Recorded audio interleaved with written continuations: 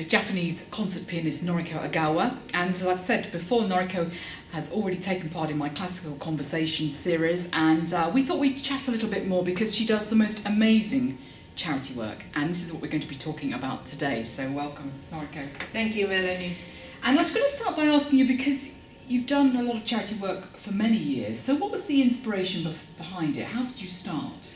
Well, I have mainly two charity concert series, and one of them is called Jamie's Concerts, and it's really come from me, and based on my personal experience. When I first started my career in London, I was a lodger with the family, and they had a very severely autistic boy in the family called Jamie. And having lived with them, I realized so many things, and I wanted to set up concert series, not for autistic children, because I've lived with one. I know Jamie, although he is the son of two musicians, he's not a musician himself, so he wouldn't really like to sit in a concert. So I wanted to do concerts for the parents, mothers in particular, family members, and so that they can have a little bit of time off away from their autistic children, because living with an autistic child is a very tough, very tense situation. And but I thought Jamie, although he is not able to speak at all, I knew he knew everything, and I knew that because I am not his mother. And so that's one series anyway. And then another one that I've been raising money for tsunami victims, because when the great earthquake of the east of Japan, I was actually in Japan, and I felt the turmoil, and I felt the shake. And I was at the station, and I was near in Tokyo, and then we had to all squat. It was really that strong. And then I was there for another 2 weeks, and I actually lived through some very strange time in Japan. So I wanted to do, so I do those two things. That's amazing. It's amazing that you've lived through both with Jamie and the tsunami, so that it's a much more personal impact, isn't it? Oh yes, both of them, they just come from very personal experience. Yes. So how many charity concerts do you give a year, do you think, then? How much time do you devote to charity work? Well, not as much as I would like to, but for Jamie's concerts, I've done 10 concerts in Japan over the years, and Jamie's concerts UK, I have done 3. And I started with a very small concert in London, and then another one in Manchester. But the first 2 didn't quite take off because I didn't really find the right kind of people. This kind of charity concert, you need not only the venue and the piano, but you need people to help me.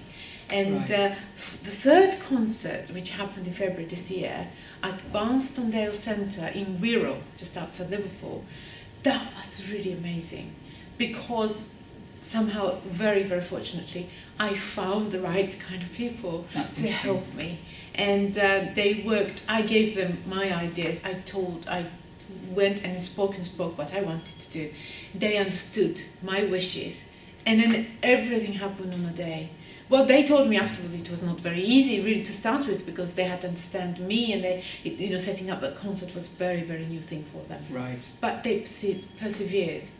And then we were given a beautiful venue. It was somebody's house, and then I played to the family members of the autistic children or disabled children, and also some sponsorship people and the people from the Barnstondale Centre.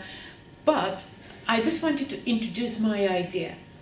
And then we didn't expect anything. I played the concert, and I made an appeal. I did speak to the people. And then after that, we moved back to Barnstondale Centre, and we had really lovely lunch, and we had to chat, and then I was given a certificate that I did. Wow. Yes, I did some activity that day. And then I came away. And then next day, they told me checks started to arrive. And 3 days ago, only 3 days ago, I received an email saying that one Jamie's concert, which we never ever asked for a penny, has raised £12,000. It's amazing, isn't it? It is really amazing. So I was really delighted, because there were some people who understood what I was trying to say. Now, what I'm trying to say is, Jamie is this Jamie, the original Jamie. He is severely autistic, it is true, and he is not able to speak one word. But I knew he knew everything, because Jamie has got his parents, and then Jamie has got an older sister who's a violinist now, a professional violinist, and then Jamie. And then there were some au pair girls living in the house. And because musicians, we need a lot of help to live. Yes. So there were 2 au pair girls. Now, I was a lodger, so it was a very big family. We were 7 of us in the house. Okay. And Jamie was the person who knew I was the lowest, because I was just a lodger. I was not officially looking after Jamie. Now, I was very interested in Jamie. I was absolutely fascinated by him. So I really wanted to help him. I wanted to feed him. I wanted to cook for him. I wanted to fuss over him. And I knew he was something a bit unique. Mm. So I was the one who went up to Jamie's parents to say that Jamie should go and see somebody, because I thought Jamie was autistic.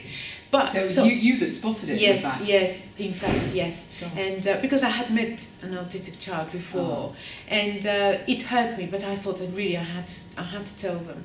And but anyway, we are still, all of us, we are still really good friends. But anyway, so I wanted to fuss over him all the time. I wanted to be some kind of use for Jamie. But he hated everything I cooked.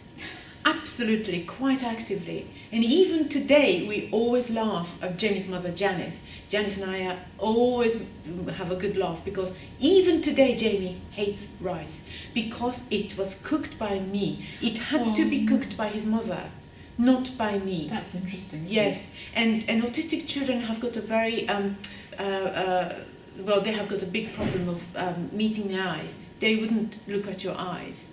They wouldn't do that. So mothers worry, maybe because their children never look at you. So they wouldn't do mummy, they wouldn't do that to you. So all the mothers really worry, maybe this child doesn't know that I am the mother. I can tell them with my confidence, they know it, because I experienced it. Mm. Jamie would never wanted me to wipe his bottom. He was a very proud little boy, and he didn't want to eat rice. He didn't want to have Japanese food. He always wanted to have English hot dinners, and he was very, very particular. So that's why I thought, it's no good I tried to do something to Jamie directly, because it would upset him so much. He doesn't want me to touch him. Then why bother? Then what I can do is that the autistic children have got a lot of problem sleeping at night. So Jamie would run around in the house, and he would take down books from the shelves, and he can't really settle down. So what I did was, rather than helping him calm down or putting all the books back into the bookshelves, what I did was I made a cup of tea, and then I sat down with Janice, and then we chat. And then when Janice calms down, Jamie starts to calm down. And I thought, well, what I can do is to help Janice, not Jamie directly, because Jamie doesn't want me to help him. He would get upset because I am the low of the lowest in the family. So that's how Jamie's concert idea came. And because I know what time Jamie goes to school, I know what time he comes home from school in the bus. So Janice has to be home to send him off to school, and Janice has to be home to welcome him back. But she can actually go out during the school hours. So Jamie's concert starts at 11 o'clock in the morning. Right. So the mother can send their children off to school, and then put the nice clothes on, and then come to Jamie's concert, have lunch or tea, whatever, and then go home, as if nothing's happened. Right. But actually, the mothers feel a little bit refreshed. Mm. I'm absolutely sure about that. And from the musician's point of view, because all the mothers, the people with autistic children, they have got such tough life, and there's no nonsense. So my policy from musician's side, we have to play our best. We are not going to play anything patronizing, little piece like kiddie. No, it's not like that. Right. The concert has to be dead serious.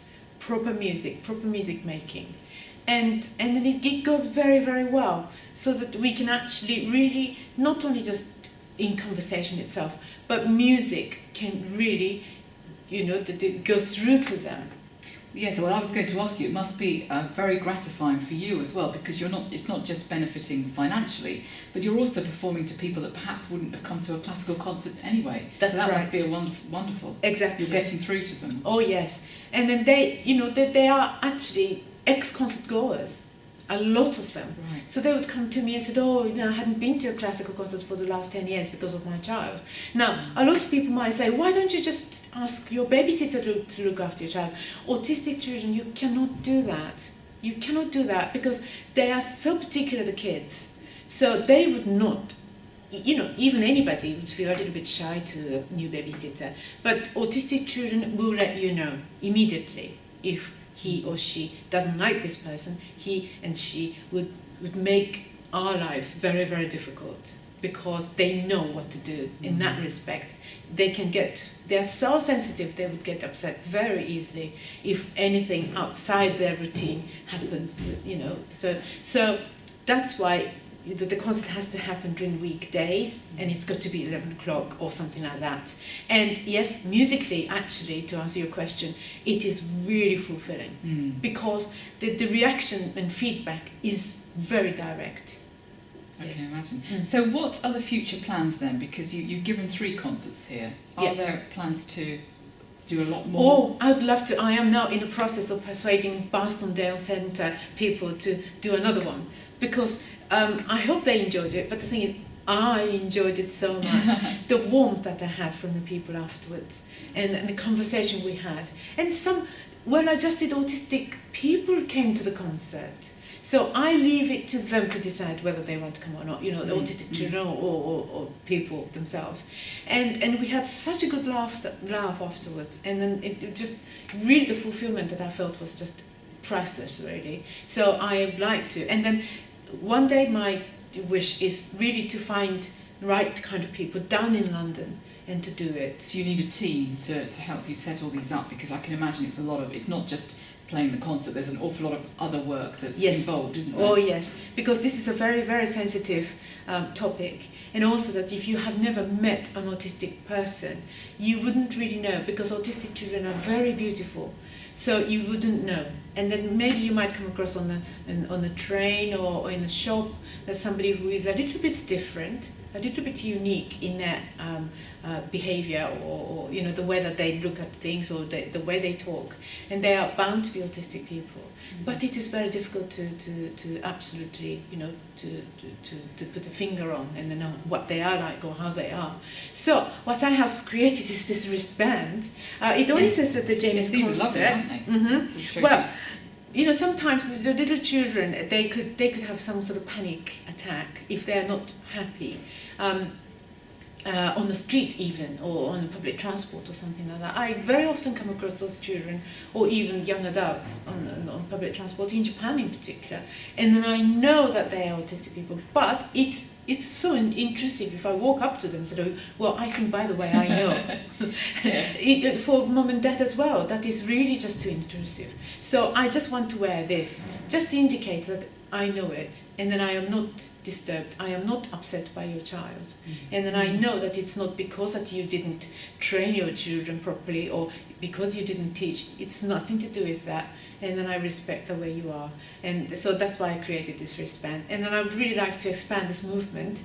And my little dream is really to do a James concert in London, find the right kind of people, get some support, and then if I raise some money out of it, that would be really bonus. Yeah, that would be amazing. And we've also got your cards here. Yes, these cards are really for tsunami. I mean, tsunami things I don't really have to explain anymore, but Japan is now in recovery stage.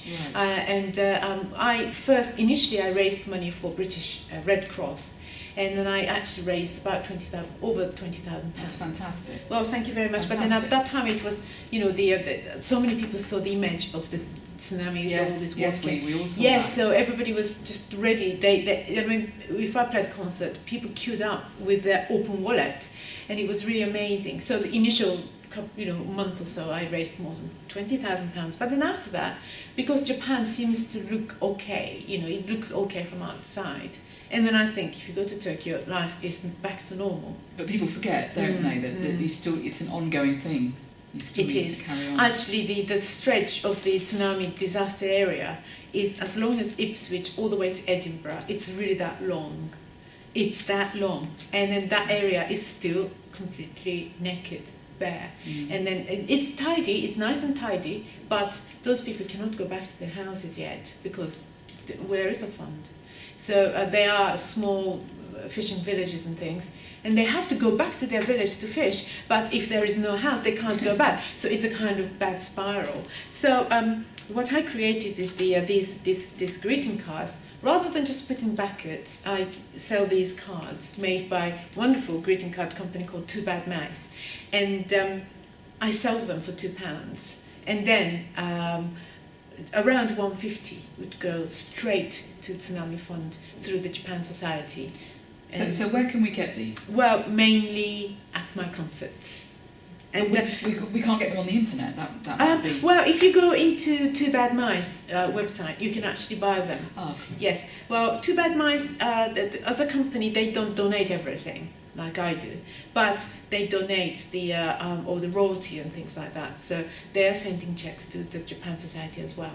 So these cars are really first class, very nice, high quality cars. Beautiful. Yes, Yeah. and so then the money goes straight to. So now the over the £10,000 has been raised through the cars. I have got a wonderful friend, soprano friend Yumiko Samejima, and she is selling my cards, these cards for me. She's probably sold more than I have, and so she's helping me. So I've got a good team with these cards. So these are two charity main things that I do, and I'm really, you can probably see I'm very passionate. Oh, it's fantastic talking to you about them. And, well, thank you very much, Melanie. What you've done, it's inspirational. Well, thank you. You must keep going, and hopefully get some help, and yes. so you can roll out the concert Yes, scheme. thank you very much. Congratulations. Well, thank you for this opportunity. Thank you.